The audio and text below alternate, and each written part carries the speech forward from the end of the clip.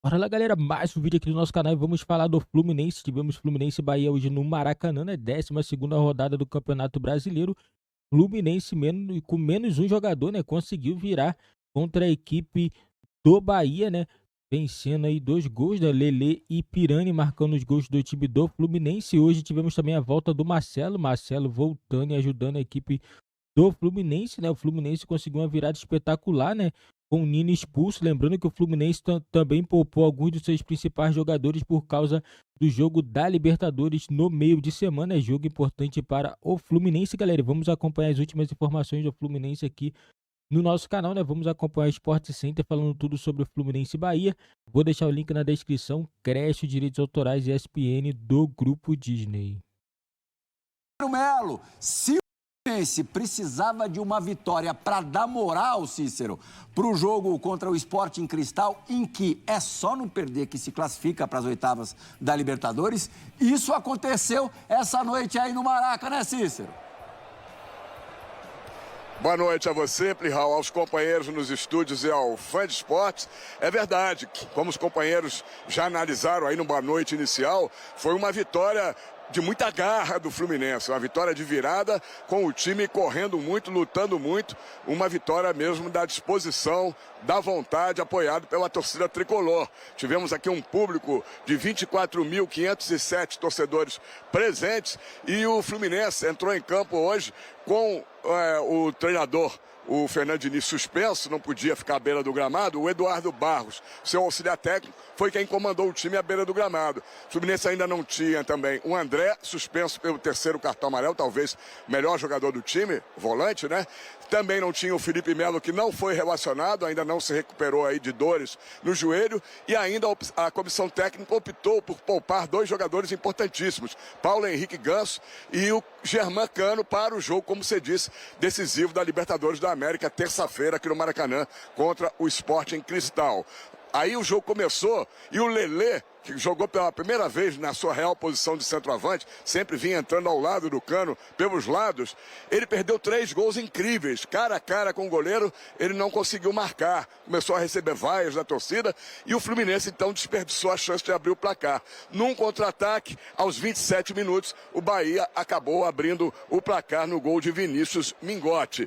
E 9 minutos depois, o Nino, por uma entrada violenta no Mingotti, foi expulso. Ele tinha recebido o cartão amarelo inicialmente, mas aí o VAR chamou o árbitro da partida, o Sávio Pereira Sampaio, e ele acabou dando o cartão vermelho. O Fluminense ficou com 10 homens. E aí, como também disseram nossos comentaristas, por incrível que pareça, o Fluminense com 10 jogadores no segundo tempo foi muito melhor do que no primeiro tempo, com exceção do primeiro tempo, que teve aquelas chances todas com o Lelê. E na base da vontade, em 6 minutos, virou o jogo. Primeiro, com o gol logo aos 3 minutos, um gol do Lelê. Se aproveitou dessa falha da defesa e de cabeça fez seu segundo gol com a camisa tricolor em 17 jogos. 3 minutos depois, o Pirani, que vinha sendo vaiado pela torcida, fez o gol da vitória do Fluminense, o gol da virada, também o segundo gol dele com a camisa tricolor. E aí, o Fábio se encarregou depois com boas defesas, já que o Bahia partiu com tudo para cima, pressionando o Fluminense. O Fábio pelo menos fez umas 3 ou 4 grandes defesas, é realmente um grande goleiro.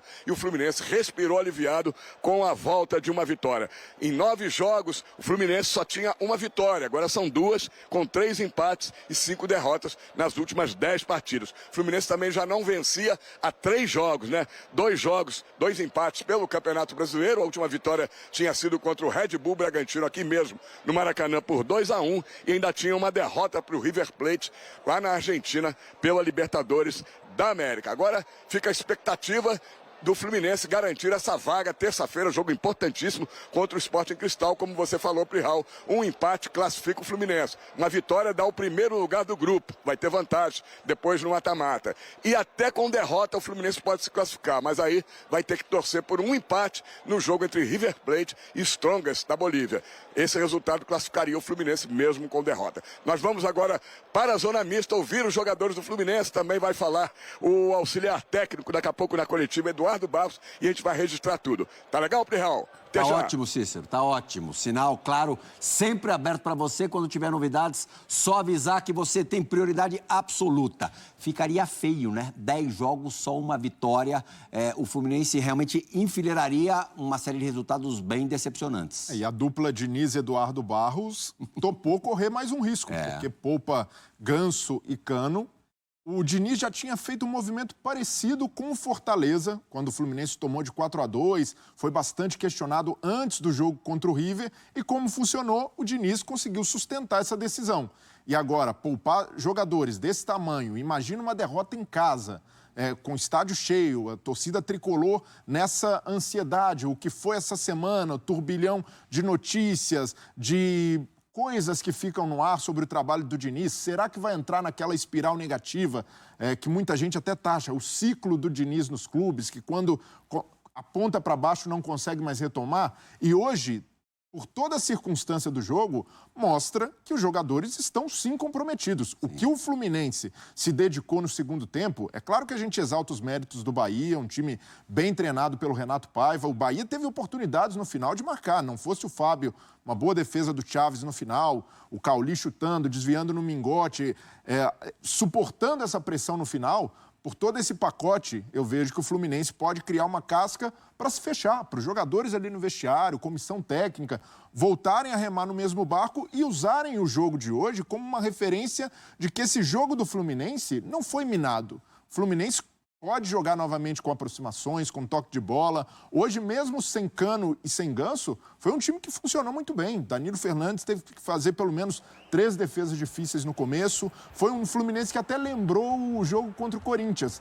Muito volume, criando bastante, desperdiçando, e aí dá oportunidade para o adversário marcar. Mas o Fluminense não se abateu, mesmo com um jogador a menos, vai para o segundo tempo e consegue uma vitória na superação com muita garra para dissipar um pouco essa história que sempre, de fato, vem à tona em fases negativas de que há intriga, brigas no elenco, mas hoje o Fluminense se mostrou muito fechado e com boa unidade para vencer. Mas você disse no comecinho, agora do teu comentário, que o Diniz ousou deixando Ganso e Cano no banco.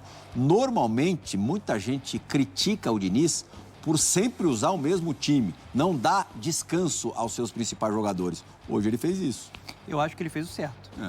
Até porque o estilo de jogo do Fernando Diniz, ele pede muito a parte física.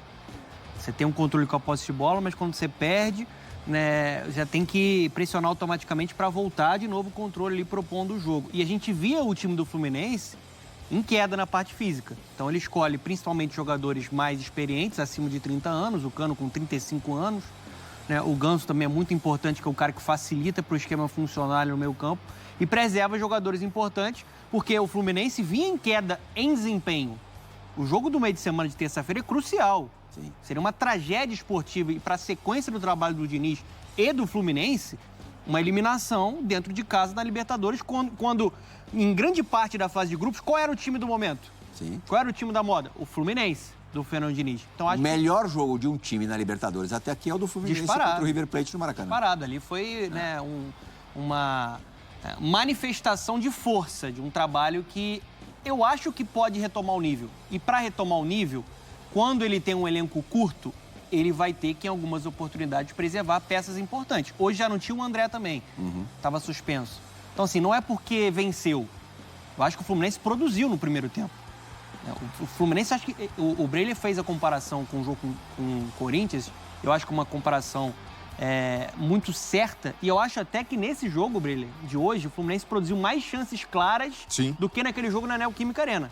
Parou no Danilo Fernandes. Danilo Fernandes, o Lelê também desperdiçando ali cara a cara e sendo pressionado. Né? Só queria falar de um jogador individualmente que jogou muito. Muito hoje. O Keno jogou muito. Hoje, sem o Cano, sem o Ganso, ele foi o cara que, eu vou ser o protagonista. Ele foi aquele Keno que a gente viu em outras oportunidades, com a camisa do Galo, com a camisa do Palmeiras.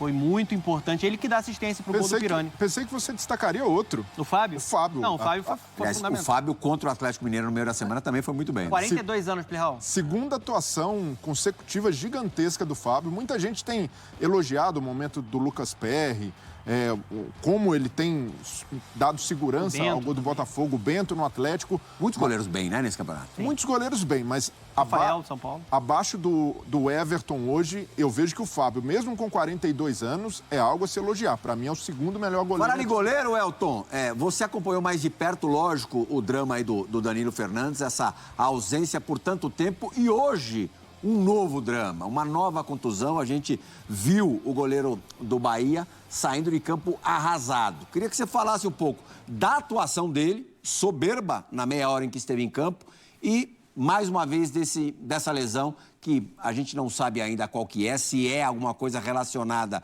à cirurgia no joelho. Se você já tiver alguma informação, também fique à vontade, por favor. É uma lesão muscular, Plihal. Ele sentiu a coxa, acabou saindo, inclusive ficou, né, com a bolsa de gelo no banco de reservas. O Danilo Fernandes teve aquela situação do ônibus, né, no jogo contra o Sampaio Corrêa pela Copa do Nordeste do ano passado.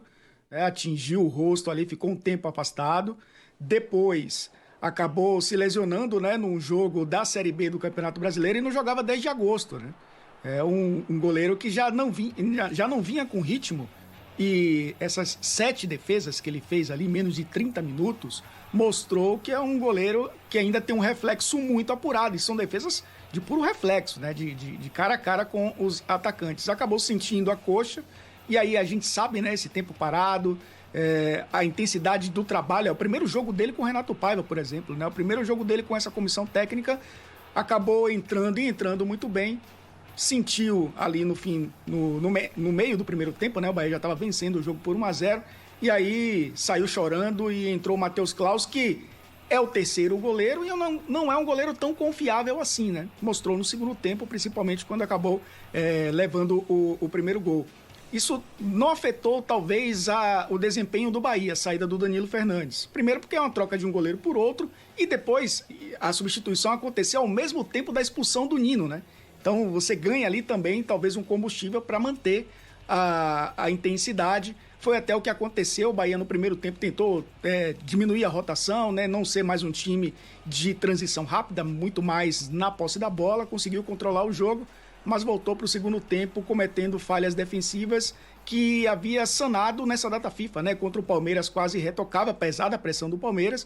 E enquanto o Danilo Fernandes esteve em campo também, o time conseguiu segurar o Fluminense. Só não conseguiu segurar porque também a comissão técnica do Fluminense mexeu muito bem, né? Vocês falaram aí com relação ao desempenho do Keno, e é lógico que a gente tem que associar o bom desempenho do Keno, que inclusive estava nos noticiários da semana como uma possível saída do Fluminense para o próprio Bahia, né? Para reforçar o Bahia na temporada.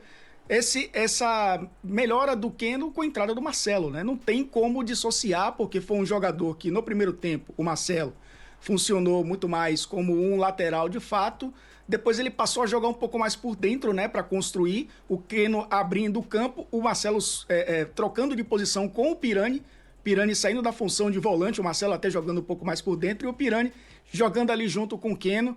E o segundo gol, inclusive, sai dessa forma, né? É uma tabela entre os dois jogadores que o Pirani acaba aproveitando, já com um sistema defensivo do Bahia fragilizado. Fez falta o Danilo Fernandes, aliás, fez falta o Marcos Felipe, né? Que é o titular. O Danilo Fernandes também mostrou no primeiro tempo que talvez, se estivesse inteiro em campo, Plihal, poderia ser diferente o resultado. O titular é do Fluminense, por razões contratuais não pôde atuar. O Bahia teria que pagar uma quantia, uma multa para utilizá-lo. Achou que não deveria fazer isso. Agora, aproveitar... Galera, grande vitória do Fluminense, né? Surpreendente, né? Porque, assim, depois quando eu vi o Fluminense com menos um jogador, na minha cabeça vai ser, opa, agora o Fluminense vai acabar levando mais gols. O cara tá com menos um, né? O que se pensa é isso, vai acabar levando o segundo gol, mas não foi o que aconteceu. A equipe do Fluminense, mesmo com menos um, a equipe do Fluminense conseguiu se reorganizar, veio no segundo tempo muito bem e conseguiu fazer os gols importantes, né? Que deu os 3 pontos ao Fluminense, porque se o Fluminense tivesse um resultado negativo, pesaria muito a confiança do elenco, porque esse elenco tá perdendo um pouquinho a confiança depois dos últimos resultados, né? Muita sequência aí sem vencer, entendeu? Muitas derrotas aí nos últimos jogos, e o time do Fluminense precisava dessa vitória porque tem um jogo importante no meio de semana. Antes de voltar no Brasileirão, o Fluminense joga contra o Sport Cristal pela Libertadores e no sábado enfrenta a equipe do São Paulo no Morumbi pelo Campeonato Brasileiro, e na Libertadores o Fluminense é primeiro colocado. Dependendo de uma combinação de resultado, o Fluminense pode se classificar mesmo como derrota, né? Mas o Fluminense tem que fazer sua parte, tem que vencer nessa próxima rodada, né? Última rodada, para poder se classificar logo para a fase de oitavas de finais e garantir a primeira colocação do grupo, que o que importa é a primeira colocação do grupo da Libertadores, né? Porque passar em segundo você leva desvantagem no jogo de volta, né? Nos jogos de volta da oitava de finais, então é importante o Fluminense se manter na primeira colocação. O jogo vai ser no Maracanã. Na minha opinião, o Fluminense tem vantagem por estar jogando diante do seu torcedor, né? A equipe do River Plate conseguiu se recuperar, encostou no Fluminense, né? Tá 2 pontos a menos aí, então o Fluminense tem que vencer para poder não correr risco de ficar na segunda colocação da Libertadores, né? Porque num cenário assim bem otimista, a equipe do River Plate teria que vencer, o Sport Cristal também vencer para o Fluminense ficar de fora da oitava de final da Libertadores, coisa que eu acho que não vai acontecer, né? E o Bahia que veio de uma vitória, né? Venceu a equipe do Palmeiras, né? E acabou perdendo hoje para a equipe do Fluminense com menos um jogador, é coisa que acontece, faz parte do futebol, galera. E coloca nos comentários a opinião de vocês sobre esse jogo entre a equipe do Fluminense e Bahia. Não esqueçam também de deixar seu like, se inscrever no nosso canal e ativar o sininho das notificações para você não ficar de fora de nenhum vídeo aqui do nosso canal.